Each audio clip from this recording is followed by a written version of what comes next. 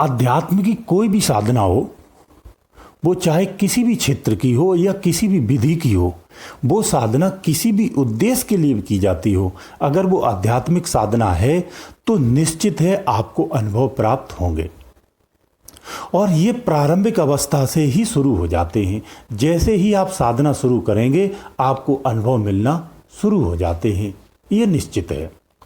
अब बात ये आती है कि जो अनुभव आपको मिलते हैं उसमें कुछ अनुभव ऐसे होते हैं जो बहुत ही डरावने होते हैं, कुछ अनुभव ऐसे होते हैं जो बहुत ही आनंदित करने वाले होते हैं, सुकून देने वाले होते हैं, आपके मन और चित्त को पुलकित करने वाले होते हैं। वहीं ऐसे अनुभव होते हैं जो आपको इतना भ्रमित कर देते हैं, इतना बेचैन कर देते हैं, इतना व्याकुल कर देते हैं कि आप जिस साधना को कर रहे हैं उस साधना को सदा सदा के लिए छोड़ देते हैं, त्याग कर देते हैं और बहुत दूर चले जाते हैं। फिर दोबारा कभी हिम्मत नहीं होती कि मैं फिर से साधना करूं। इतना भय, इतना डर अंदर में बैठ जाता है, स्थान बना लेता है। इसलिए साधनाओं को करने से पहले साधनाओं की जानकारी होना परम आवश्यक होता है। उसके उपरांत ही साधना करना चाहिए, चाहे वो किसी उद्देश्य के लिए कर रहे हो या उस परमपिता परमात्मा को पाने के लिए कर रहे हो। साधना चाहे भौतिकी हो, चाहे आध्यात्मिकी हो, चाहे आंतरिक हो, चाहे बाहर रूप से हो, चाहे अंतर में ध्यान लगाने की हो, चाहे बाहर मंत्र जाप की हो। साधना आप कोई भी करते हैं उसकी पूर्वत विधिवत जानकारी होना परम आवश्यक होता है। मनगढ़ंत साधनाएं नहीं करना चाहिए। उसका परिणाम कभी कभी ये होता है कि हमें लाभ की जगह हानि मिल जाती है। हमारी कभी कभी ऐसी क्षति हो जाती है कि जिसकी भरपाई जीवन में कभी हो नहीं सकती है।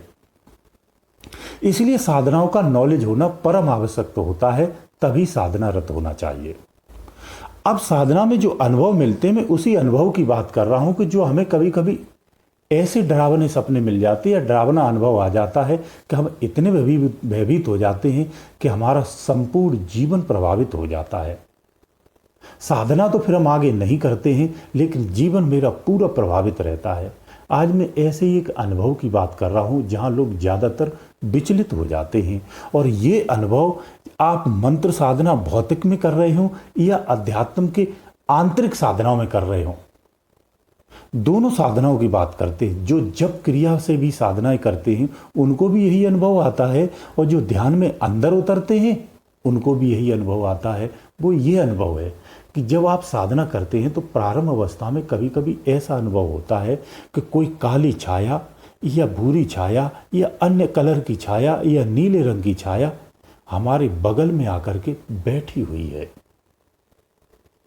कोई आकर के मेरे बगल में बैठा है। आप जैसे ही ध्यान एकाग्र होते हैं अंदर में, जैसे ही आपका ध्यान एक चित्त होने का, एकाग्र होने का प्रयास करता है, वैसे ही आपको महसूस होता है कि मेरे बगल में आकर के कोई बैठ गया है। और बैठ ही नहीं गया है, कुछ बोल भी रहा है, कुछ बुदबुदा भी रहा है, कुछ गुनगुना भी रहा है, कुछ हमसे कह भी रहा है, कुछ हरकत कर रहा है। जब ऐसा अनुभव होता है, लोगों को जानकारी नहीं होती और साधना करने लगते हैं तो वो इतने डर जाते हैं कि उठ के खड़े हो जाते हैं, भड़बड़ा जाते हैं, उठ के बैठ जाते हैं और भग पड़ते हैं बाहर। फिर वो दोबारा कभी साधना नहीं करते हैं, आसन पे कभी बैठते ही नहीं हैं, ध्यान कभी लगाते ही नहीं हैं। किसी किसी को तो ऐसी अवस्था भी आती है कि वो उनको लगता है कि बगल में आकर के इतना भयानक चेहरा या इतना भयानक, इतना विशाल, इतना बड़ा दिखता है, इतनी बड़ा प्रभावित कर देता है कि वो इतना डर जाता है कि उनकी टट्टी पेशाब भी हो जाती है। यहां तक भयभीत हो जाते हैं।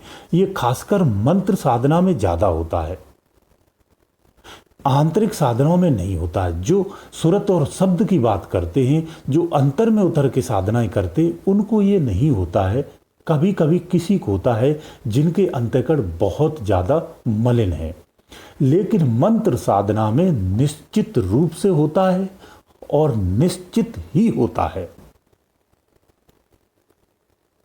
तो मैं आज आपको बता देता हूँ ये अनुभव क्यों होता है, और ये छाया जो आपको दिखती है ये कौन होता है। ये काली छाया के रूप में भी दिखता है, ज़्यादातर काली छाया के रूप में ही दिखता है, कभी कभी बहुत विशाल दिखता है, सम्मुख भी हो जाता है, और कुछ कुछ आवाज ऐसे बोलता है जिससे आप भयभीत हो जाते हैं। ऐसी क्रिया होती है। तो मैं आपको स्पष्ट कर देता हूं। देखिए, ऐसा होता है, अंतर में एक शक्ति होती है जो हमारी निज की ही शक्ति होती है, हमारी चेतना की जो क्रिएटिविटी होती है ना, क्रियाकलाप होता है, जो चेतनमय एक क्रिया होती है उसका स्वरूप होता है वो। एक तो चेतना हो गई, उस चेतना के जो प्रकाश होता है, ऐसी प्रकाश जैसी एक एक्टिविटी होती है, एक भास होता है, उस भास से ही उत्पन्न होती है जो छाया के रूप में होती है, जिसे हम छाया पुरुष कहते हैं। बहुत सारे साधक इसकी सिद्धियां भी करते हैं, इसे सिद्ध कर लेते हैं, जो महाशक्तिशाली होता है, महा पावरफुल होता है। कुछ लोग इसकी सिद्धि करते हैं। इसकी युक्ति बहुत सरल भी होती है, बहुत साधारण होती है। जो साधना अंदर में करते हैं, जो परमात्मा सिद्धि की साधना करते हैं, जो निर्गुण उपासक हैं, उन्हें ये साधना करने की आवश्यकता नहीं होती। निर्गुण उपासकों को ये सहज में ही मिल जाती है। लेकिन बाहरी जो साधक होते हैं, जो साधना नहीं करते हैं, वो मंत्र जाप से इसे सिद्ध कर सकते हैं। ये बहुत सरल प्रक्रिया है। अगर किसी को सिद्ध करना हो तो मुझसे सीख सकता है।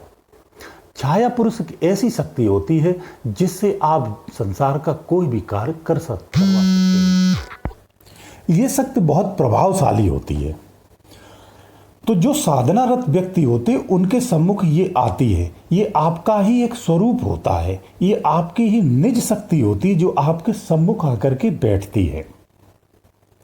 एक तो ये कारण होता है, अगर आपको छाया विशाल दिखती है और आपके बिल्कुल नजदीक दिखती है तो निश्चित मानिए ये वही शक्ति है। अगर ऐसा नहीं है, आपको छाया दिखती है, महसूस होती है और आपसे दूर बैठी है और आपसे कुछ बुदबुदा रही है या कोई हरकत कर रही है, तो निश्चित मानिए आप जिस स्थान पर बैठे हो उस स्थान के इर्द गिर्द कोई न कोई जो क्षेत्रीय शक्तियां होती हैं वो आपके निवास के स्थान पर आई हुई हैं। कोई जगह संसार में ऐसी नहीं है जहां देव शक्तियां या भूत शक्तियां निवास ना करती हों। जब आप साधनाएं करते हैं तो ये भूत शक्तियां भी बहुत सारी ऐसी होती हैं जो बहुत सात्विक होती हैं। वो साधकों के पास स्वतः से आकर के अपना निवास स्थान बना लेती हैं और आपके भजन रूपी जो ऊर्जा उत्पन्न होती है उस ऊर्जा में अपने को सुकून महसूस करती हैं, आनंद महसूस करती हैं और आपके इर्द गिर्द बनी रहती हैं। कुछ उद्दंडी रूहें होती हैं जो आपके सम्मुख आकर के आपके भजन को बाधित करती हैं। ये उनको ज़्यादा करती हैं जिनके चित्त थोड़े अधिक मलिन होते हैं, जिन्होंने अभी अभी साधना प्रारंभ की है। इसीलिए मंत्र साधनाओं में हृदय जो हमारा चित्त होता है वो बहुत ही मलिन होता है। वहाँ शुद्ध होने का कोई उपाय नहीं होता है। वो केवल एक मंत्र शक्ति को प्राप्त करने के लिए जप करते हैं। वहाँ पर नेगेटिव शक्तियों का पहरा हो जाता है और उसके इर्द गिर्द घेर लेती हैं और उसे कई रूपों में प्रभावित भी करती हैं। वो यहाँ तक कि क्षति भी पहुँचा देती हैं। वो मानसिक और आर्थिक और शारीरिक तीनों रूप से क्षति पहुंचा देती है। इसीलिए मंत्र जाप में सुरक्षा घेरा की आवश्यकता होती है। लेकिन निर्गुण ब्रह्म के जो उपासक होते हैं उन्हें सुरक्षा घेरा की आवश्यकता नहीं होती है, क्योंकि ये सात्विक मार्ग है, निस्वार्थ मार्ग है। मंत्र जाप का स्वार्थ का मार्ग होता है, परमार्थ का नहीं होता है। इसीलिए वहां नेगेटिव शक्तियां घेरती हैं।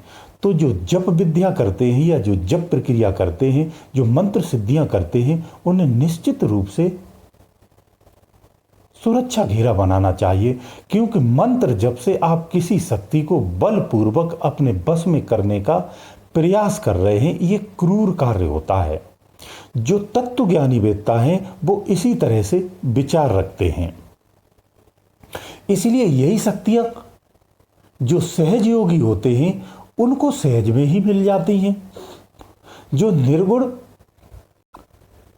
निर्गुण ब्रह्म के उपासक होते हैं उन्हें यह सब सिद्ध नहीं करना होता है। सोते से ही सरलता से उनके सम्मुख आ जाती हैं और अपना आशीर्वाद देती हैं। यही फर्क होता है कि एक स्वेच्छा से आपके घर मेहमान आए और एक वो मेहमान जिसे आप जबरदस्ती बुलाएं। दोनों में क्या भेद होगा, दोनों के क्या भय हुए भाव हो सकते हैं, ये आप समझ सकते हो। इसीलिए निर्गुण ब्रह्म के जो उपासक होते हैं वही साधक श्रेष्ठ कहलाते हैं।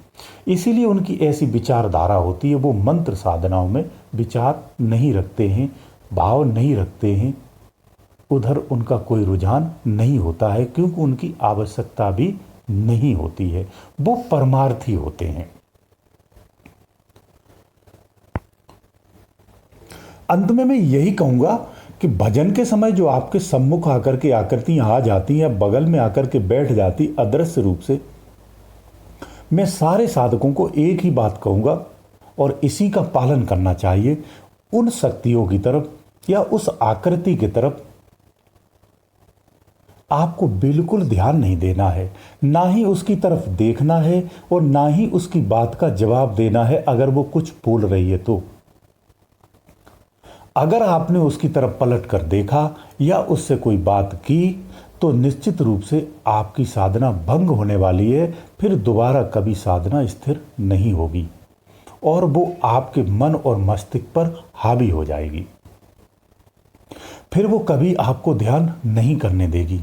इसीलिए जो मंत्र साधना करते उनको इससे बात नहीं करना चाहिए, जो आंतरिक ध्यान साधनाएं करते हैं उनको भी उससे बात नहीं करना चाहिए। जब आप उससे बात नहीं करेंगे, उस पर ध्यान नहीं देंगे तो कुछ दिनों तक आपको दिखेगी, उसके बाद वो चली जाएगी, फिर कभी दोबारा नहीं आएगी वो शक्ति और ना ही कभी ऐसा अनुभव आपको प्राप्त होगा। इस तरह की चीजें साधनाओं में समय समय पर आती रहती हैं, चाहे उच्च कोटि का साधक हो चाहे निम्न कोटि का हो। लेकिन निम्न में यानी स्टार्टिंग की अवस्था में ज़्यादा बाधाएं होती हैं। जैसे जैसे साधना में आप ऊपर उठते जाएंगे, आपकी रुकावटें, आपकी बाधाएं नष्ट होना प्रारंभ हो जाती, बल्कि यूं कहूँ नष्ट हो जाती हैं। फिर आगे चल के साधनाओं में कोई ज़्यादा बाधाएं उत्पन्न नहीं होती हैं, प्रारंभिक बाधाएं अधिक होती हैं। इसलिए संयम और विवेक की परम आवश्यकता होती है। गुरुदेव दयालु।